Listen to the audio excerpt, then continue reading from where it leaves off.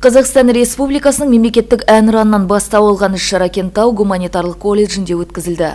Сүйіспеншілік өмір негізі 10 күндігінің аясында өткізілген мейірімге толы әлем атты шығармашылық кештің негізгі мақсаты Қазақстанның бірінші ханымы, Бөбек балалар қорының президенті Сара Алпысқызы Назарбаеваның өмір жолы, жалпы адамзаттық рухани құндылықтарға бастайтын қайырымдылық іс-шаралар еліміздегі адамгершілік рухани білім берудің дамуына өлшеусіз үлес, жер бетіндегі өмір сүрген барлық халықтардың арманы, өзара түсіністік пен сыйластықты сақтауы деген қағидасына тәрбиелеу, студенттердің өз болашағын айқындап, мақсат қоя білуге үйрету, өзін-өзі тәрбиелеу, өзін-өзі жетілдіру арқылы болашаққа құштарлығын дамыту, адам бойындағы адамгершілік қасиеттерін дамыту, өз-өзіне деген сенімін арттыру, адами қарым-қатынастарды қалыптастыру мақсатында іс-шара өткізілді. Кентау қаласының тұрғындары бүгін қаламыздағы Кентау гуманитарлық техникалық колледжінде Сара Алпысқызы Назарбаеваның туған күніне орай іс-шара ұйымдастырған болатынбыз. Және бұл іс-шарамыз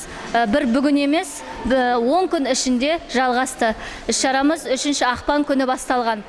Сол іс-шарамыздың бүгін жабылу салтанаты болды. Өте қатты ұнады. Өзіңіз тану пәні бізді жастарды демек сүйіспеншілікке, мейірімділікке, қайырымдылыққа үйретеді. Бүгінгі іс-шарада әртүрлі ойын болды, би болды, және де біз сахналық қойылым қойылдық.